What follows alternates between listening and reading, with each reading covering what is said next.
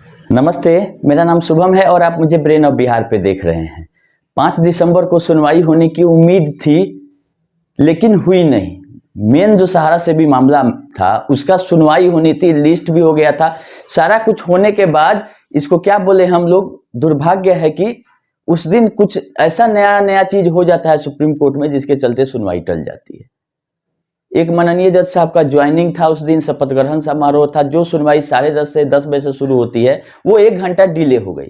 11:30 से उस दिन कोर्ट में सुनवाई शुरू हुआ, तो जो 3 बजे मामला सुना जाना था उसका टाइम बचा नहीं और पहले ही डिलीट कर दिया गया था उस मैटर को कि इस मैटर को नहीं लिया जाएगा।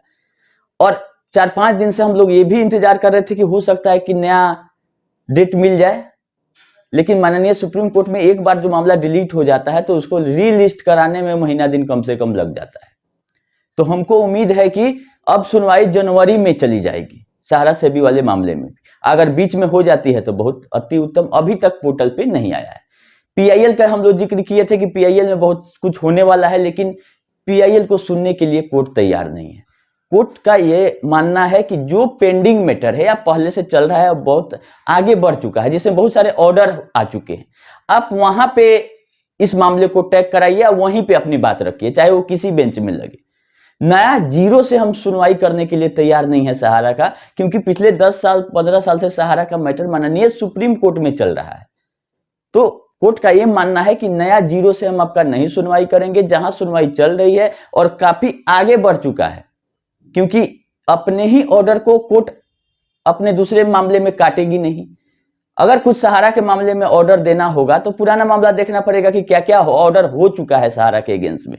जैसे पोर्टल आया तो 5,000 करोड़ आया, तो उसमें कमिटी बना दिया गया है, पैसा बंट रहा है, और उस बीच में अगर कोई नया मामला को ले लिया जाएगा कोर्ट में और उसमें नया ऑर्डर कर दिया तो जो भी प्रक्रिया चल रही है वो बाधित हो जाएगी। तो कोर्ट का मानना ये था कि नए तरीके से हम आपको नहीं सुनेंगे। जो भी आपका ग्रीवांसेस है, आप पेंडिंग मैटर चाहे सहारा सेबी में चले जाइए या पीआईएल में चले जाइए, कहीं क्लियर नहीं किया है और डिसमिस कर दिया था पीआईएल को कि हम नया मामला नहीं लेंगे, आप पेंडिंग मामला जो है वहां पे अपना एप्लीकेशन फाइल कर सकते हैं अगर आपको अपना पक्ष रखना है।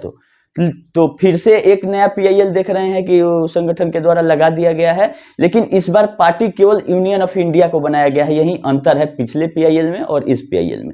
पिछले पीआईएल में सहारा के सारी कंपनियों को पार्टी बनाया गया था, लेकिन इस बार जो पीआईएल दाखिल किया गया है शुक्ला जी के टीम के द्वारा, तो उसमें केवल यूनियन ऑफ इंडिया पार्टी अभी तक दिख रहा है। हो सकता है आगे एडिशन डिलीशन हो, अभी कुछ उसका आया नहीं।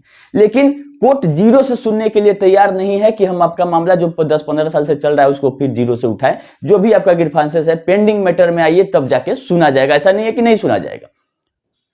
तो हम लोग उम्मीद कर रहे थे कि अलग से सुना जाता तो कुछ ना कुछ पेमेंट और जो पोर्टल से रिलेटेड परेशानी हो उसको उठाया जाए, लेकिन ऐसा नहीं हुआ।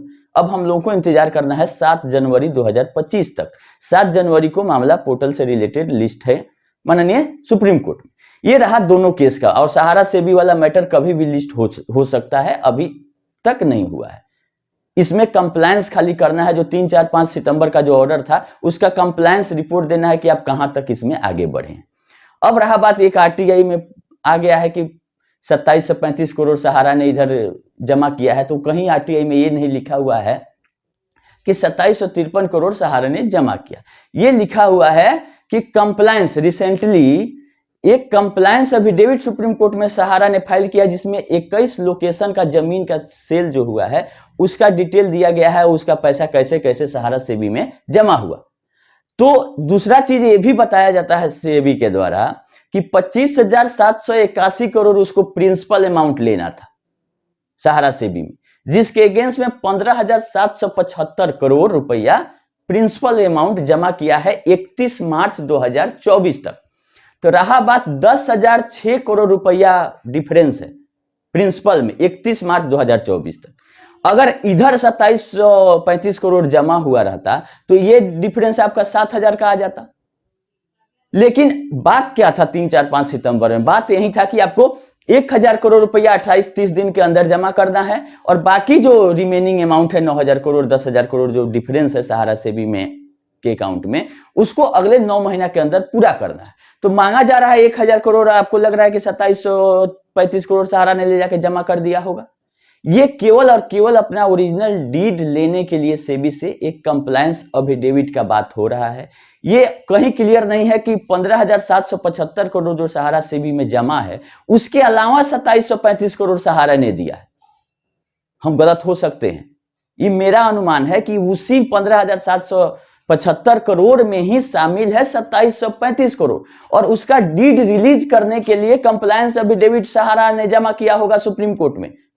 क्योंकि प्रक्रिया यह है कि 20,000 करोड़ वैल्यूएशन की प्रॉपर्टी का ओरिजिनल डीड सहारा का सेबी के पास जब्त है, और प्रक्रिया यही है कि कुछ नीलामी करके सेबी बेचती है, कुछ सहारा अपने से भी बेचती है, जो कि उसका सर्कल रेट जो है उससे 90% से ऊपर ही होना चाहिए वैल्यू। सर्कल रेट के 90% के नीचे नहीं बेच सकती है बिना कोर्ट के परमिशन के।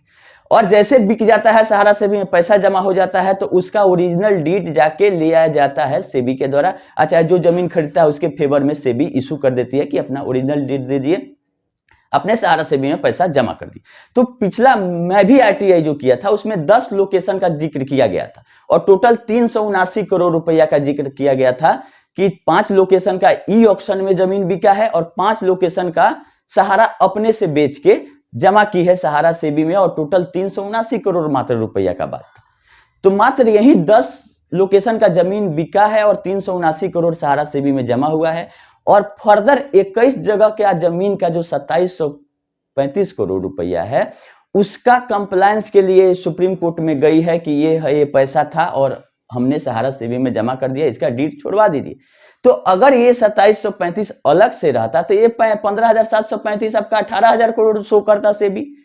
हाँ, लेकिन सेबी शो कर रहा है कि 31 मार्च 2024 तक का हम डाटा दे रहे हैं, उसके बाद का डाटा अभी हम पूछे थे पिछले आरटीआई में लास्ट कब सहारा ने जमा किया, तो सेबी ने बताने से मना कर दिया था कि ऐसा कहीं हमारे पास नहीं है बाइफरकेटेड कि कब लास्ट सहारा ने जमा किया, कि कुछ डायरेक्ट परचेजर भी जमा कर देते हैं सहारा सेबी में, कुछ सहारा भी करती है, तो इसका टोटल रिकॉन्सिलेशन होगा तो क्लियर होगा। मेरे हिसाब से केवल और केवल अपना 21 लोकेशन का जमीन का डीड छोड़वाने के लिए कंप्लायंस एफिडेविट सुप्रीम कोर्ट में फाइल किया गया है कि ये 15,775 करोड़ में ही मेरा 2735 करोड़ रुपया है और ये मेरा ओरिजिनल डीड दे दिया जाए। क्योंकि हम लोग बहुत सोशल मीडिया पर यूट्यूब पे ये बात उठा चुके हैं कि पटना का भी जमीन बिका, बहुत जगह का बिका, तो पैसा कहाँ गया, और माननीय कोर्ट में भी बहुत सारा डीड जा चुका है कि ये एक डीड जमीन बिका है तो इसका पैसा सहारा सेबी में नहीं गया, इसका कंप्लायंस पूरा कराया जाए। तो हो सकता है कि उसके डर से किस जगह का वहां पे डिक्लेयर इनको करना पड़ गया हो कि ये कई जगह का जमीन हम बेच चुके हैं और उसका ये पैसा है। अब पैसा 2753 अलग से है कि उसी में इंक्लूडेड है, ये सुनवाई होने पर ही पता चलेगा। ये मेरा अनुमान है कि अलग से नहीं है। दूसरा बात, 3, 4 और 5 सितंबर को सुनवाई हुआ था, उसमें कहीं से जोर नहीं दिया गया था कि आप 10,000 करोड़ रुपए 1 महीना 2 महीना में पूरा कीजिए। उसके लिए भरपूर टाइम 9 महीना दिया गया था कि 9,000 करोड़ है तो 1,000 का महीना करोड़ का हिसाब से भी जमा कीजिएगा तो आपका 9 महीना में कंप्लीट हो जाएगा। लेकिन मुख्य बात ये थी कि इनसे मांगा गया था 10,000 करोड़ और ये 5.5-6 लाख करोड़ का प्रोजेक्शन, एक प्रोजेक्ट रिपोर्ट दे दिए थे बरसोबा का और एमबी वैली। उसको सही साबित करवाने के लिए कोर्ट ने बोला था कि ठीक है, हम आपका स्कीम मंजूर करते हैं, आपको 1,000 करोड़ रुपया ज्वाइंट डेवलपमेंट एग्रीमेंट से लाके अलग एस्क्रो अकाउंट में जमा करके ये जो आप स्कीम समझा रहे हैं इसको सही साबित करना है। बात 1,000 करोड़ की थी, 2735 8,000 10,000 से नहीं मतलब है। और वो केवल और केवल ये चेक करने के लिए दिया गया था कि आपका ये 6 लाख करोड़ है, ये कितना % सही है। अगर 6 लाख करोड़ का आपका प्रॉपर्टी होगा तो 1,000 करोड़ के लिए ज्वाइंट डेवलपमेंट में लोग आ जाएंगे, उतना जमा करके दिखाइए। तो बात इधर उधर के करने से कोर्ट नहीं अब मानने वाला है। बात ये था कि ज्वाइंट डेवलपमेंट एग्रीमेंट में आप कहां तक गए, 6 लाख का जो आपका डीलिंग है उसमें पैसा और डील कहां तक पहुंचा, ये बात मेन है। आप 2735 पर नहीं ध्यान दीजिए, क्योंकि अगर कोर्ट को लगेगा कि 6 लाख करोड़ वैसे ही 2012 की तरह गुमराह कर रहे हैं कोर्ट को, तो फिर खारिज करेगा और कार्रवाई इन पर शुरू होगी। क्योंकि उस समय भी बरसोबा वाले जमीन का ये प्रोजेक्शन दे दिया गया था कि 20,000 करोड़ इसका होगा, 2021 तक प्रोजेक्ट बन जाएगा और 20,000 करोड़ आएगा। कोर्ट ने रिजेक्ट किया कि कुछ नहीं है। इस बार उसी को नया जामा टोपी पहना के ले आया गया फिर बरसोबा कि बरसोबा मेरा 55,000 करोड़ का है, एमबी वैली 5.5 लाख करोड़ का है।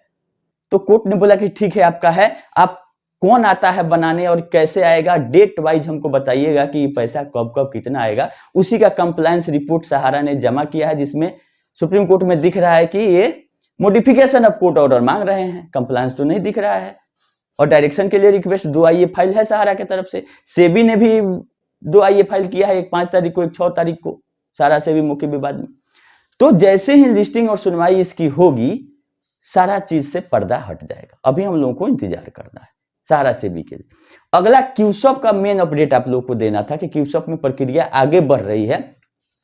जो इंसॉल्वेंसी प्रोफेशनल हैं वो उसको आगे प्रक्रिया लेके जा रहे हैं। हम लोगों को अभी कुछ दिन और इंतजार करना है और कुछ नया काम नहीं करना है। और उसका जो डिटेल है हम आप लोग को समझाएंगे तो आप लोग घबरा जाइएगा। मात्र 405 करोड़ का एडवांस फ्रॉम कस्टमर दिखाया गया है इनके बैलेंस शीट में, जो लेटेस्ट फाइल है एमसीए के साइड। तो 405 करोड़ की ही देनदारी क्यूसॉप की है प्रिंसिपल। अब उसका ब्याज जितना जोड़ के हो जाए, लेकिन कंपनी इतना पेचीदा है कि आपका सर चकरा जाएगा अगर देखिएगा उसका डाटा तो। क्योंकि ये 82 पार्टनरशिप फॉर्म में पार्टनर है सहारा क्यूसॉप unique product range limited. Partnership form में पार्टनर है सहारा क्यूसॉप। और लमसम 66 कंपनियों को एडवांस दी हुई है, जो कि रिलेटेड कंपनियां सब रियल एस्टेट की है। और अभी तक कमाई जो है क्यूसॉप का वो 13,700-800 करोड़ रुपया लॉस में है। अब आप सोचिए कि सुब्रत राय सहारा जी का टीम कितना ज्ञानी है कि 13,800 करोड़ रुपया डुबाया है क्यूसॉप के जरिए। अभी तक हम लोगों को उससे नहीं मतलब है। तो ये 13,000 करोड़ किसका था? तो अपनी ही ग्रुप कंपनी, जैसे सहारा कमर्शियल से 9,000 करोड़ लिया हुआ है, सहारा इंडिया पार्टनरशिप फर्म से 2,600 रुपया लिया हुआ है, 2,600 करोड़। वैसे ही ग्रुप कंपनियों से लेन देन करते करते ये अभी तक टोटल देनदारी अगर मान लें क्यूसॉप की तो 15,000 करोड़ के आसपास है। लेकिन हम लोगों को उससे नहीं मतलब है। हम लोगों को मात्र ये 400-500 करोड़ रुपया जो एडवांस फ्रॉम कस्टमर इनके हाथ शो किया गया है उतने लेना है। अब उसके लिए एक नया आईए हो सकता है कि हम सब लोगों को मिलकर फाइल करना पड़े, क्योंकि एनसीएलटी में जो मामला था उसके अगेंस्ट में जो एनसीएलटी चल रहा था, आ गया ऑर्डर की सीआईआरपी प्रोसेस आगे बढ़ाइए। अगर ये कहीं पे जाके स्टे भी लेते हैं तो एक नया मामला 20 दिसंबर को लिस्ट है एनसीएलटी में, वो भी इन्वेस्टरों का। 239 इन्वेस्टर मिलके एनसीएलटी जा चुके हैं, जिसका प्लान हम आप लोग को बताए थे। वो हम लोगों में से नहीं है। 5-6 करोड़ रुपया का क्लेम एनसीएलटी में अपना एडवोकेट करके और 239 लोग जा चुके हैं। क्योंकि 1 करोड़ से ज्यादा अगर आपका लेनदारी है तो आप एनसीएलटी जा सकते हैं। तो सब ग्रुप बना के और गए हैं और उसका सुनवाई भी 2-3 हो गया है और इसी अपील का वेट किया जा रहा था। तो अपील तो खारिज हो गया सहारा का। तो हो सकता है कि ये मामला खत्म हो गया, क्योंकि सीआईआरपी प्रोसेस अगर एक जगह चल रहा है तो दूसरा जगह चलाने की क्या जरूरत। जैसे कि पोस्टमार्टम होता है किसी के बॉडी का, एक जगह पोस्टमार्टम शुरू हो गया तो 5 आदमी बोलेगा कि हम भी करेंगे, नहीं हो सकता है। वैसे ही क्यूसॉप का अगर सीआईआरपी प्रोसेस शुरू हो गया कहीं पे तो और जगह केस करने की जरूरत नहीं है। वहीं उसके जो इंसॉल्वेंसी प्रोफेशनल हैं वो अपना सारा प्रक्रिया करेंगे और जो भी रिकवरी होगा संपत्ति बेच के वहां से आएगा और लोगों का पैसा पेमेंट होगा। लेकिन इसका देनदारी जो है 15,000 करोड़, उससे नहीं मतलब है। रिलेटेड पार्टी है, आपसी लेन देन है, तो आपसी लेन देन बाद में दिया जाता है। पहले आपका सिक्योर्ड क्रेडिटर को दिया जाता है और आउटसाइडर को दिया जाता है। तो हम लोगों को 500 करोड़ प्लस उसका ब्याज लमसम 1,000-2,000 करोड़ में फरिया जाएगा। अगर ये देखिए कि अगला चाल क्या होता है, क्योंकि ये सहारा है, 45 दिन के अंदर सुप्रीम कोर्ट जा सकते हैं। तो ये 45 दिन का इंतजार करेगी, 44वां दिन फाइल कर सकती है अपील। लेकिन अगर इस बार अपील फाइल करेगी तो हम लोग अपना ग्रुप जो हमारे पास डाटा लोग भेजे हैं और जो लोग को भेजना है मंगा के अच्छे से सिस्टमेटिक हम लोग भी अपना एक रिप्रेजेंट कर देंगे आईए लगा के एनसीएलटी में कि हम लोग को भी इतना लेना है। लेकिन अभी इंतजार करना है मात्र कुछ दिन तक। आप लोग घबराने की बात नहीं है। सबसे एक एक करके हम जैसे डाटा मंगाए हैं, आज जिनका छूटा हुआ है उनका भी मंगा लेंगे। अभी कुछ हो नहीं रहा है उसमें, अभी केवल हम लोग नजर बनाए हुए हैं कि कैसे चलना है। ऐसा हम कोई काम नहीं करते हैं जिससे जाके हम आगे बढ़ के फाइल करा दें और वो केस खारिज हो जाए, अच्छा नहीं सुना जाए। पहले देख लीजिए, बिना फाइल किए हुए हैं काम हो जाता है, बिना पैसा खर्चा किए हुए हो जाता है, तो क्यों हम लोग आगे आगे करेंगे। अभी इंतजार करना है। हमारी नजर और सब डाटा मेरे पास आ रहे हैं और जैसे जैसे अपडेट रहेगा हम आप लोग को बताते रहेंगे क्यूसॉप से रिलेटेड। हाँ, क्यूसॉप ईस्ट वेस्ट नॉर्थ साउथ ये जो है ये पार्टनरशिप फॉर्म है, ये चीज क्लियर हो गया है। तो इसमें अगर आपका पैसा है तो इसके लिए आप एफआईआर करके ही निकाल सकते हैं और कोई रास्ता नहीं है। पहले पता कीजिए कि कहाँ ये पार्टनरशिप फॉर्म रजिस्टर्ड है और वहां पे आप केस कीजिए, जो जैसे करना है करिए। इसमें क्यूसप यूनिक प्रोडक्ट रेंज लिमिटेड जो कंपनी है उसी से मतलब है एनसीएलटी को। हाँ, जो लोग बोल रहे हैं कि क्यूसप से सोसाइटी में चले गए तो भूल जाएं कि कहां से कहां गए। अभी आज आपके हाथ में जो ओरिजिनल बॉन्ड है, चाहे वो सोसाइटी का है तो सोसाइटी डील करेगी। अगर ओरिजिनल बॉन्ड क्यूसप का आपके पास है तो तब आप बात कीजिएगा क्यूसप से डील। ये कहीं नहीं है कि वहां से यहां है, यहां से वहां गए। यही तो खेल किया है सहारा ने, रियल एस्टेट हाउसिंग का क्यूसप में और क्यूसप का सोसाइटियों में। लेकिन ये सब हो चुका है, ये खाली भरमाने के लिए था कि सब सहारा ग्रुप की ही है। एक जगह पेमेंट दिखाया जाता था, नया इन्वेस्टमेंट दिखाया जाता था, पुराना कोई रिलेशन नहीं। आप प्रूफ करते रहिए कि हमको बदल दिया गया, ये किया गया। तो एसएफआईयू उसका भी जांच कर रही है और इसमें पकड़े जाएंगे बड़े बड़े लोग, क्यूसप यूनिक प्रोडक्ट रेंज लिमिटेड। जब तक बड़े लोग नहीं पकड़े जाते हैं, पैसा देते नहीं है, छोटे लोगों को तो जेल जाने के लिए ही रखे हैं। और कुछ मूर्खदानी चमचों को रखे हैं जो कि आज भी व्हाइट शर्ट पहन के और काला काम कर रहे हैं, लोगों को गुमराह कर रहे हैं। और वो बोलेंगे कि और लोगों से बच के रहिए। वो अपनी मूर्खता का परिचय इसलिए दे रहे हैं कि उनका 1 रुपया नहीं मिल रहा है, अभी भी गुणगान सहारा का ये कर रहे हैं। तो उन लोगों को छोड़ दीजिए। पोर्टल का भी स्थिति बहुत खराब है, कोई अपडेट नहीं आ रहा है, किसको पैसा दिया जा रहा है नहीं दिया जा रहा है। साइट पे भी 10,000 करोड़ दिखाया जा रहा है। तो परेशानियां तो है, लेकिन इसी बीच में अपना अपना एक एक करके मैटर को आगे बढ़ाना है। और आखिर कर क्या सकते हैं इसके अलावा आप लोग? अब तो फंस गया है मैटर। अब कोई नहीं आ रहा है कि ये जियो सहारा, जुग जुग जियो सहारा। वो लोग सोशल मीडिया पे, यार फिजिकली लोग कहीं नहीं रोड पर दिखेंगे, लोग इनका व्यवस्था कर देगा। इसीलिए इन्होंने सोशल मीडिया को अपना हथियार बनाया है कि कमेंट ऑफ करके सोशल मीडिया पर बोलिए, क्योंकि वहां तो घुस के कोई मारेगा नहीं। रोड पर आएंगे तो लोग इनको समझा देगा कि क्या थी सहारा। खैर, फंसे हुए तो सब लोग हैं। जैसा जैसा अपडेट रहेगा करते रहेंगे। वीडियो को लंबा नहीं करते हैं, बहुत दिन हो गया था, तो न्यूज बताने लायक कुछ रहेगा तभी हम बताएंगे। अब ये क्या बताएं कि केस खारिज हो गया और सुनवाई नहीं हुआ, ये तो कोई अपडेट हुआ नहीं, इसलिए हम 8 दिन से वीडियो नहीं बना रहे थे कि क्या उसमें बताया जाए। कोई अच्छा समाचार रहता है तो आदमी कहीं से भी टाइम निकाल के बता देता है। निगेटिव न्यूज की नहीं सुनवाई हुआ, कुछ नहीं हो रहा है, इसके लिए हम 8-10 दिन से इंतजार कर रहे थे कि फिर से रीलिस्ट कहीं हो जाए तो आदमी बताए। लेकिन कुछ हुआ नहीं है अभी, लेकिन जल्द ही होगा। इसके लिए आप लोग निश्चिंत रहे। आज सही जानकारी आते रहेगा मेरे चैनल पे, आप लोग बने रहे। धन्यवाद।